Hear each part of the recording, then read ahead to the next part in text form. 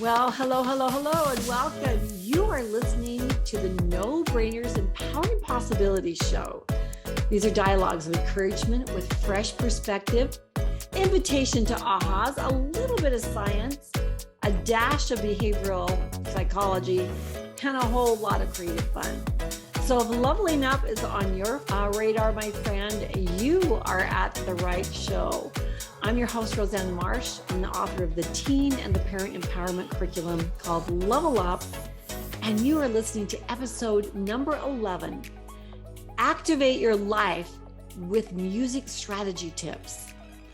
Have you ever been somewhere and a certain song comes on and you think, oh my gosh, I remember the first time I heard that song. And in fact, I even remember what I was wearing and who I was with and what we were doing. Isn't that crazy? Quick think, what was the song or songs that you, when you hear them, you are transplanted back to another place and a time, and your senses come alive with those vivid memories that you experienced. It's been said that music is the most powerful influencer in our life. And I can't even imagine my world without music because music shapes us in the most amazing ways. Music is therapeutic. It's inspiring. It's a mood lifter. It's motivating. It can be relaxing. It can bring up memories. It can transport you into another world. And in a time of anxiety, despair, and stress and change, really utilizing music with a certain strategy can not only activate our life, but it can catapult our life. So why are we so drawn to music and rhythm? Well, we don't have to go very far to get the answer to that. In fact, if you put your hand over your heart right here, the answer is right there, right inside our body. We have a natural beat maker, and that is drawing us to anything that has rhythm. Have you ever noticed that you'll go somewhere, maybe a bank, and there's a lineup and there's music in the background. People are nodding their head and they're tapping their toes and they're wiggling around. We are totally drawn to the rhythm because of our natural beat maker. So then what makes music so powerful?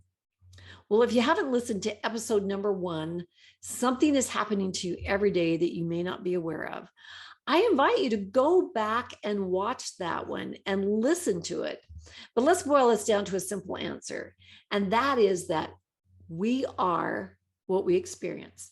And we experience things with our senses. So it's those things that we see, hear, taste, touch, and smell. And we may not even know it, but our subconscious is taking in those sights and sounds at warp speed, and then it's storing it neatly away in our subconscious so that it can be retrieved at a later date. So now let's go back to that song that when you hear it, it transplants you back. And maybe it transports you to the first time you heard it or the 15th time you heard it, and you were singing at the top of the lungs with your friends, and you knew all the lyrics. So why were you able to retrieve that memory? Well, we know there's lots of different ways that we store information in our neural system, but those neural connections, those bundles that we form, it's the largest ones that drive our behavior. And so when we look at life or our work experience, anything that happens, our subconscious goes in there and it has these little radar. It's like, where are the largest synaptic bundles? And that's how we're going to react to life, because that must be super important. So the little things that we experience with a lot of repetition, it makes a huge neural bundle. But there's another thing. When we experience things with emotion, it too makes a big bundle. So when we connect an emotion with an event, it makes a huge neural bundle. Can you imagine if we had repetition and emotion, how huge that would be? Well, music is so powerful because it elicits emotion. And well, those emotions create those huge neural pathways. And the subconscious goes and he finds the answers and how we react and how we feel. And it tells us what we should do based on what is recorded. And since music elicits emotion, and if you hear it a lot, it's going to make a lot of impressions on you. So what are the most powerful things that we have in our mind? Well, that's our thoughts, our feelings, and our beliefs. And that's a valuable commodity.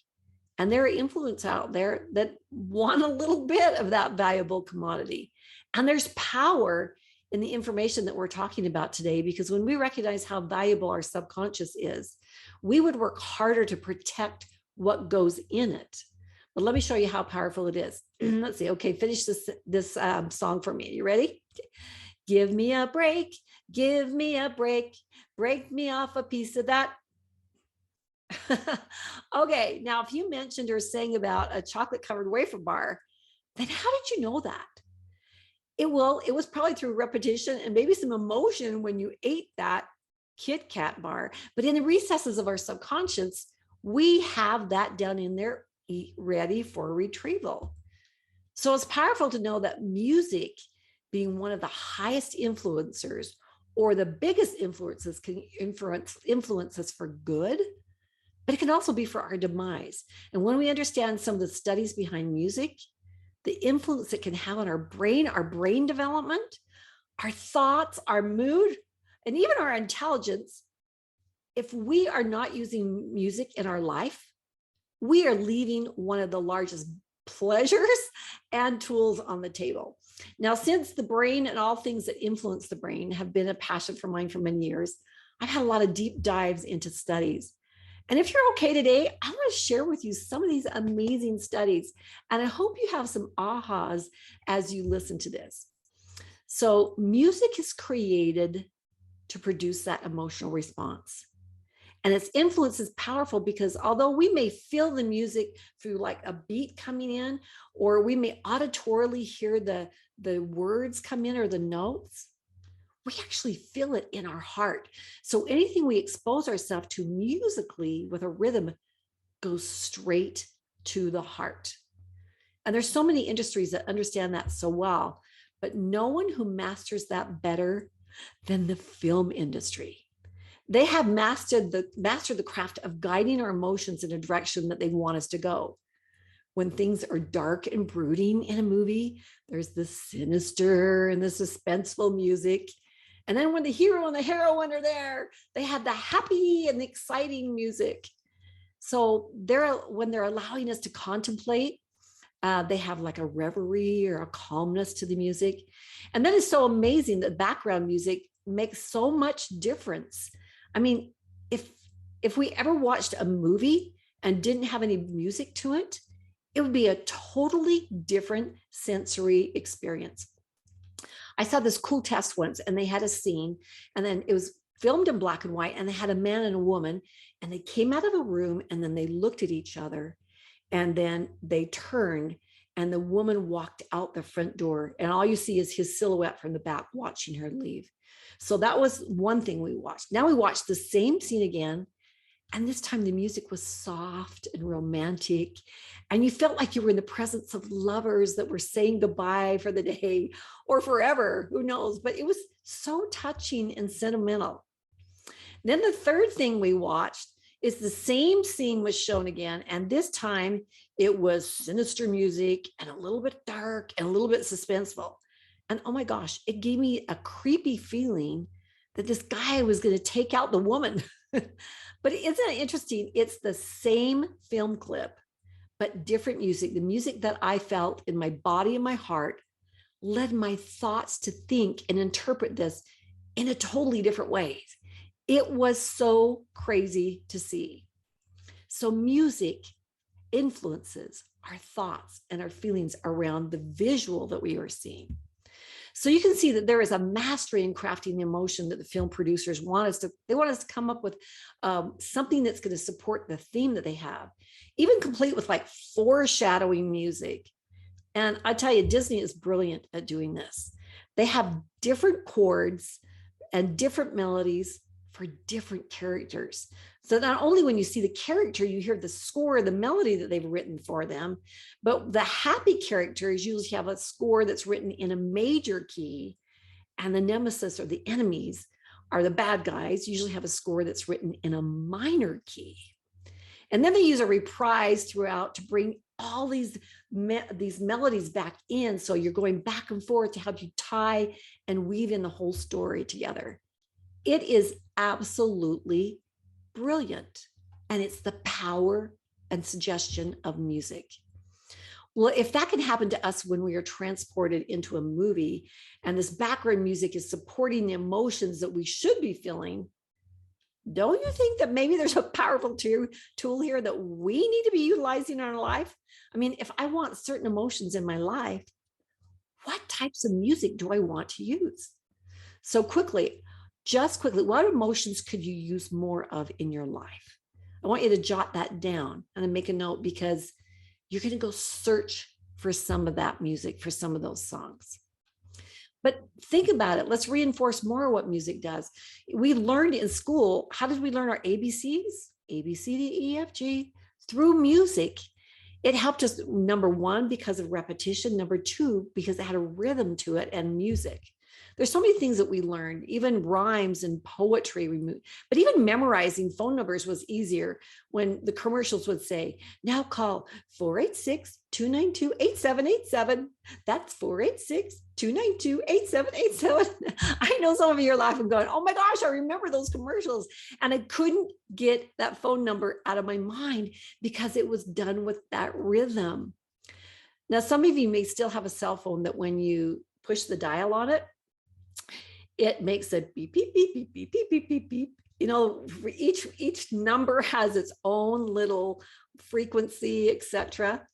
And one day I called somebody and I pushed the button and he heard the, he goes, oh, you're calling Peggy.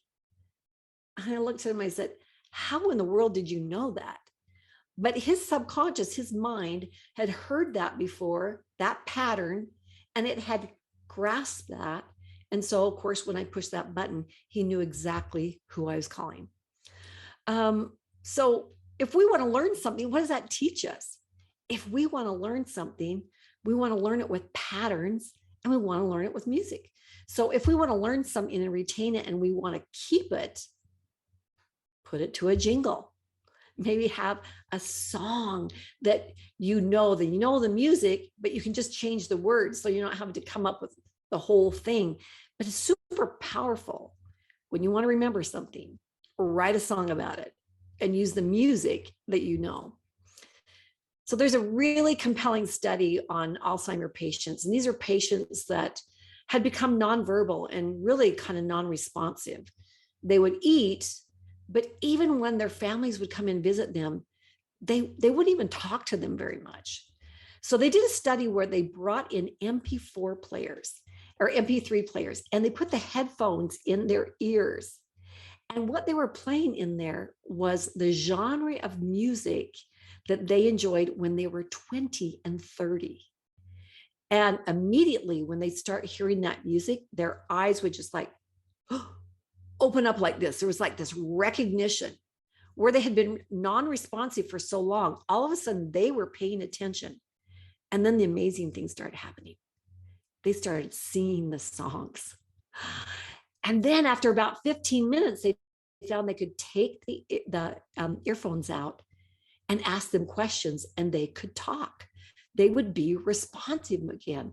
Now, isn't it incredible that the subconscious, the music was able to go down into the subconscious with pleasure and find those things that were familiar and pull those up to be able to allow the body and the mind to be able to be coherent again and present. I think that's absolutely fascinating. And we know that there's some really nice hospitals that utilize music. They put soothing music in the operating rooms. Not only is that for the patient, but that's for the doctors and the new nurses to kind of set the ambiance and the calmness. And then they use calm music in the recovery rooms and sounds of nature. And it's creating in the brain an emotional state that's desired for optimum healing and for optimum performance. I thought it was really interesting. I discovered this just a couple of weeks ago that Emma Gray, she's a cognitive therapy, behavioral therapist, and she worked with Spotify, that many of you know is one of the music programs that you can invest in. And she was researching the benefits of certain types of music. And she found that listening to music set at 50 to 80 beats a beat range puts your brain in an alpha state. Whoa. Really? Now, what that means is the alpha state, remember, we're awake in the beta state. That's when we're in the here and now and we're alert, maneuvering around. But when we go in the alpha state, that's when we get more imagination, more intuition. We have those paradigm shifts and we have better memory.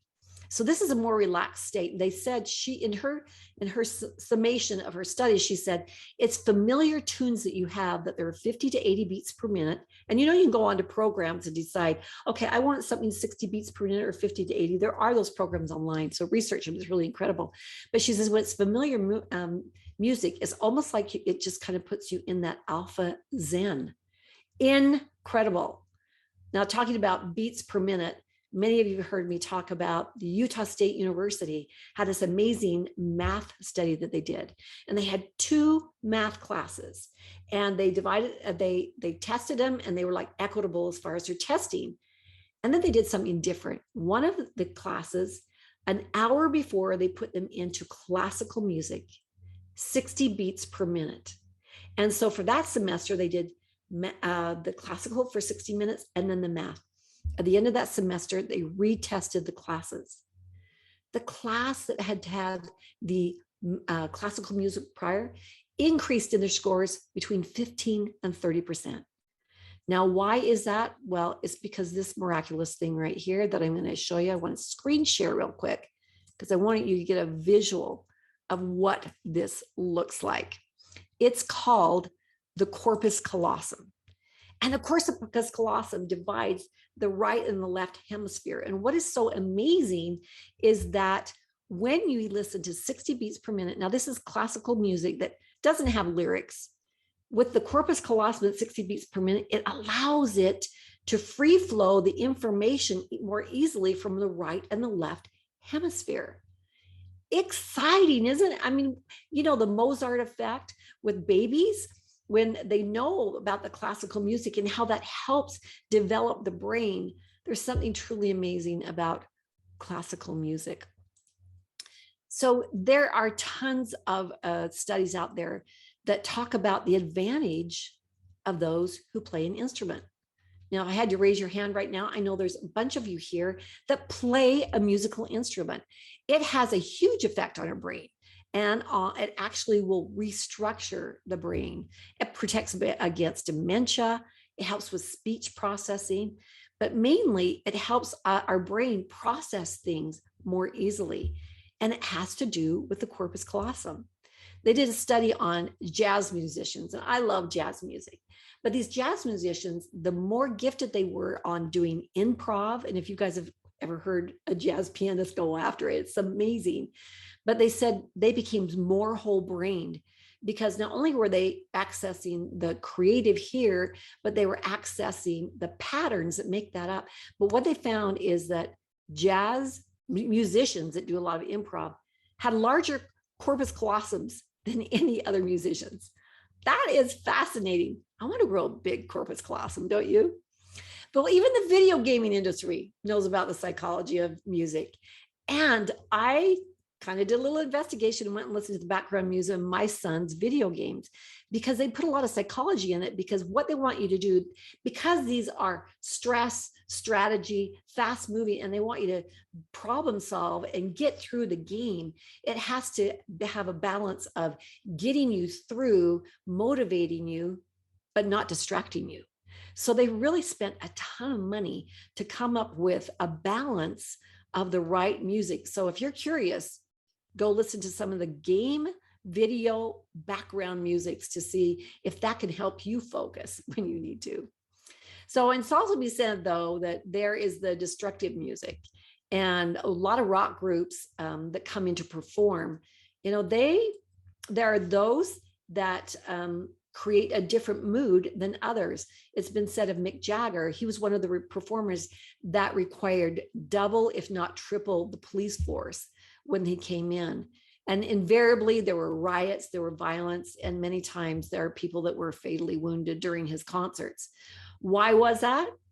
It was the cadence, it was the beats per minute, it was the lyrics, it was the major or minor, it was the total energy of the concerts. And its music is there to persuade. and elicit an emotion. So it affects us emotionally, mentally, and physically. And many of you are familiar with the work of Masaru Emoto.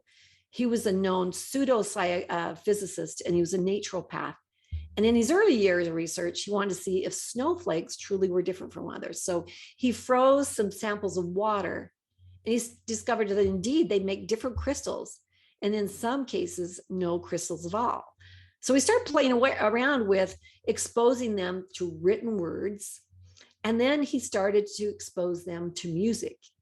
And he found that those words like, I hate you and I will kill you, not only did they not make crystals, but the water itself turned dark. But yet those words like, I love you and thank you, made these intricate, absolutely beautiful crystals. So he even did contaminated water, and he exposed it to prayer groups and saw the positive effect and the change that water before that would not form a crystal, once it had been prayed over, all of a sudden became these beautiful, intricate formations. So the result was profound, and that the element of water was absolutely a reflection of what it was being exposed to.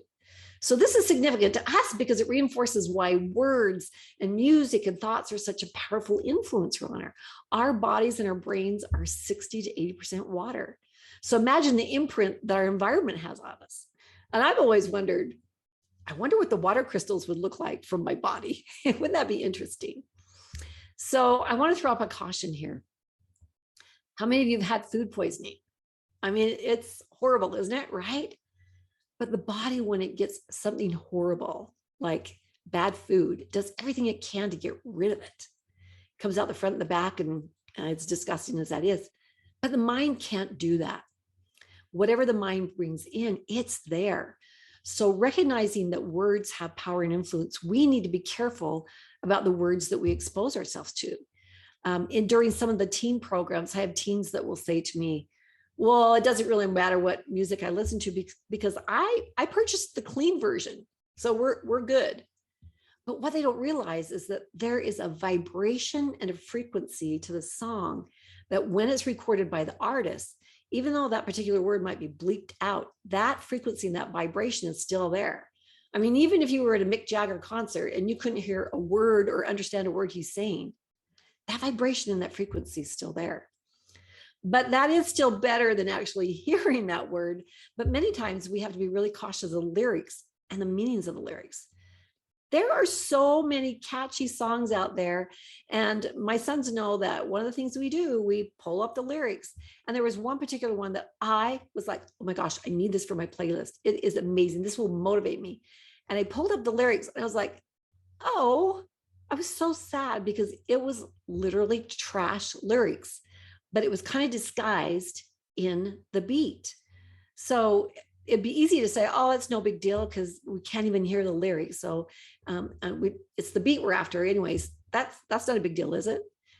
But the caveat is that the subconscious catches everything. Even if we don't catch it, in the conscious mind, the subconscious mind is catching it. It's recording everything in the synapses, and it can come out later. A number of years ago, in my son's junior high, they had a kid that came in shooting up the school, and luckily the parents came and they got him before he did more than damage to the ceilings and the walls. But my heart ached for this kid and his parents, and I thought, oh man, if we were able to cut open his brain and just look at the synapses, see what he was exposed to, we would be able to figure out why he felt that that was a solution. What was the music he was listening to? What were the movies he was maybe watching? And it's beyond just music and lyrics and words. It's the movies, it's the profanity. We just have to be so careful about what we're feeding our mind. But music can feed us the most incredible things. Okay, so there was another study. Oh, I'm excited for you to see this one. This was done in greenhouses. And of course, what I'm showing you right here is not the actual greenhouse, but you get the idea.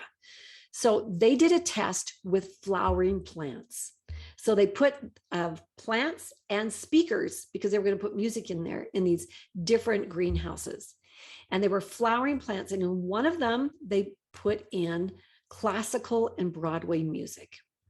And then the other one, they put in rock and heavy metal. And they allowed them to grow, and they just watered them, and they had nonstop music.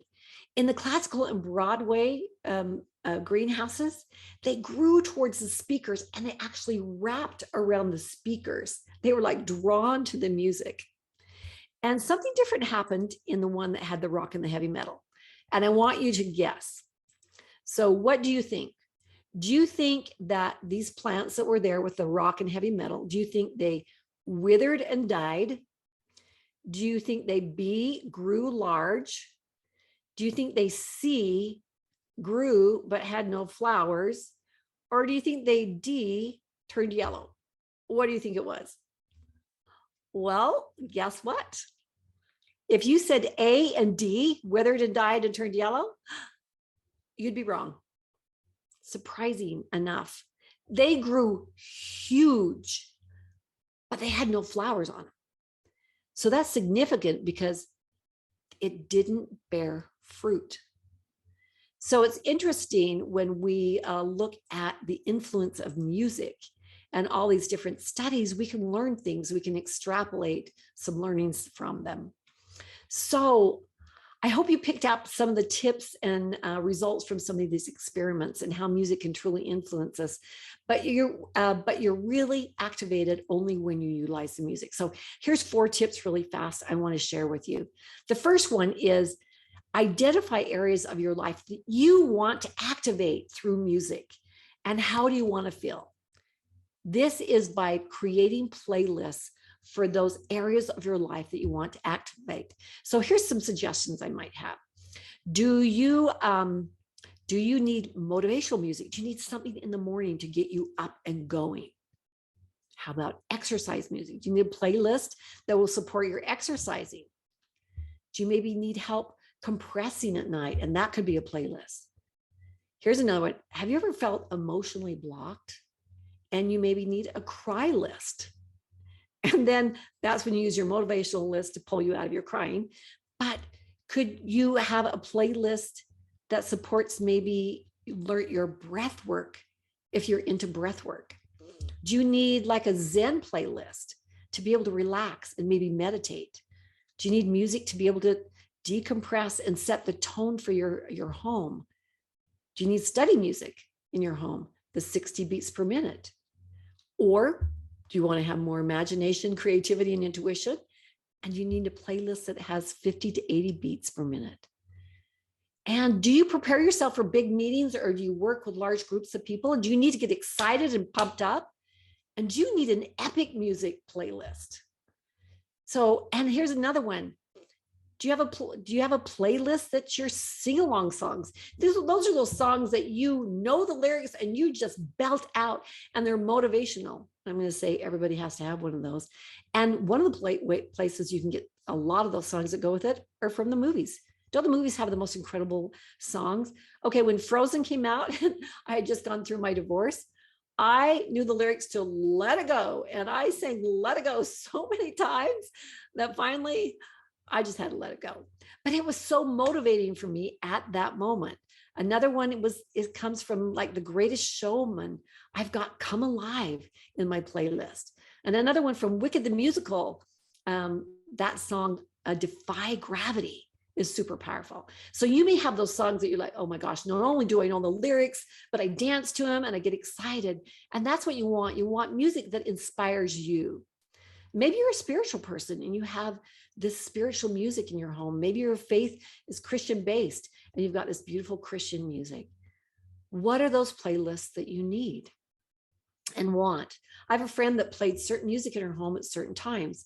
She had wake up music for her kids, so they knew they had a certain amount of time to get out of bed, get dressed. She had a song that she would play and they'd know that breakfast was ready. Then after school, she had classical music with no lyrics. And then at night, she had a bedtime music, like a 15-minute. They knew when that started, it was time to wind down and brush their teeth and get in bed, and mom and dad would come in and prepare them. So I thought that was really great how she utilized music to set a schedule even. So things So think about the categories you want to support, and then let's go into tip number 2. This is when you make your playlist. And obviously, it's a lot easier if you have a music app where you can just pay a monthly subscription and then you can download all sorts of music. Because then if you don't like something, you can exit out, you can bring something else in. I love having an app on my phone that can recognize music, because you might be somewhere and you go, oh my gosh, I love this song. I have to have this on my playlist. And then you turn that on, it recognizes it, give you the name, and then you can download it. But I would definitely have at least 5 playlists. The one I would recommend right now would be get your motivational, get up in the morning one, then have your exercise one, have your study one or your Zen one, and then have your belt out your song list. That was one where like, man, I'm just down the dump. No, I'm going to sing this song. So that's tip number 3 would be create the environment in your home. Do you know that even your home needs music? You can saturate the walls with a vibration and a frequency of these amazing songs. In my pool area, I pick different songs, and then the rest of my home, I have something different. But when you're away, play the music so that when you come back in, there's that vibration and that frequency in your home. You can tell a difference. Utilize that. The 4th tip is have these playlists readily available. Nothing works unless we actually use it, but have it so when you need it for the just in case, but also use it continually. Hopefully we learn from all these different studies how powerful music truly is. It's a persuader, it's an influencer, and it can help us control our thoughts and our emotions. And it can put us in an immediate state of change. And it's not a drug, and it's not super expensive, and it's really accessible. It's scientifically proven. It's a mood stabilizer. And so why would we not use music to literally up-level our lives? Well, thank you guys. I appreciate you being here today, and thank you for coming. And if any of this resonates with you and you want to learn more, I encourage you to go to nobrainers.com and look at the level of empowering possibilities.